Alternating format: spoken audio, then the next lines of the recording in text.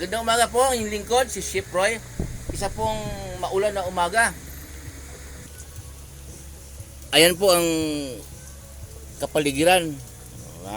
Umaga na maulan. Pagagising ko, maulan na to. Maulan na. Pagagising ko pa lang, nakikita ko agad ng ulan. Yan. Pero sabi na summer daw. Summer na ngayon. Pero sa bagay, kahit summer, paminsan-minsan may ulan din naman. Shout out po sa lahat ng makakapanood ng video ko ito. Kumusta po kayo lahat? Ayan. Shout out din sa mga pinsan ko dyan sa Cebu, mga mag-anak ko. Lalo na si palagi nanonood ng video ko, si Lorita Polgo Medicilio. Ayan. Saka si Maricel Taliedo.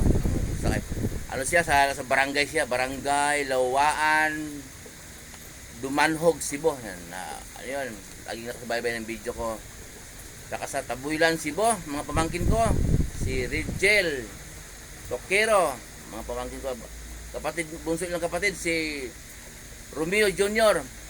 Sadam bansang noon. At yung isa pa ng kapatid, tatlo sa mga kapatid, yung isang kapatid din sa City, Cebu City, Guardia, si Alvin. Kumusta kayo dyan, dong? Ingatan kayo ng Diyos. Dito naman sa Malolos, si JM Francisco ng Barangay Anilao, Malolos, Bulacan. Lagi nanonood ng video ko. Sa Dubai, si Ate Sita. Ate Sita, kumusta kayo dyan? At ang buong pamilya nyo, lahat ng nakapanood ng video ko to. Lahat ng nakapanood ng video ko, shout out, kumusta kayong lahat? Pagpapalain tayo ng Diyos. Kahit anong gagawin natin, kahit anong plano sa buhay, unahin ang Diyos, manalangin muna, no? Lakad natin, kung mag-apply man tayo ng trabaho, or kukuha pa ng exam, lalo ngayon, malapit na ang graduation, no? Mga bagong graduate dyan, kukuha ng exam o mag-apply ng trabaho, unahin ang Diyos. Kahit mag-abroad ka, unahin ang Diyos. Lahat, kahit nga mag-aasawa ka, unahin ang Diyos. Manalangin muna tayo sa Diyos para hingin gabay para makapag-desisyon tayo ng tama. Ngayon, kahit anong inihiling mo, hindi naman lahat ng kahilingan kasi ibigay ni Lord. Mayroon din kasing hiling na hindi alam, nakakasama sa atin. Kaya hindi ibigay ni Lord. Si Lord nakakaalam. Sample po, ha. Sample lang po ito, joke lang, may halong joke para mayroon patawa.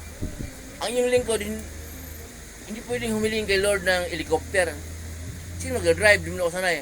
Saan ko yung parada? Joke lang. Yan po ibig sabihin yung angkop sa galawan natin.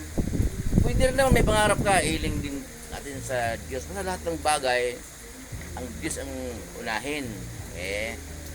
Muli po yung lingkod, si Chef Roy. Kasamahan kayo ng Diyos kahit saan po kayo pupunta. Mga trabaho pinasukan ninyo, mga negosyo ninyo, kahit anong pinagkikitaan nyo sa buhay na ayon sa kalooban ng Diyos na walang harap pandalaya po, ha, parehas. Pagpapalain po tayo ng Diyos.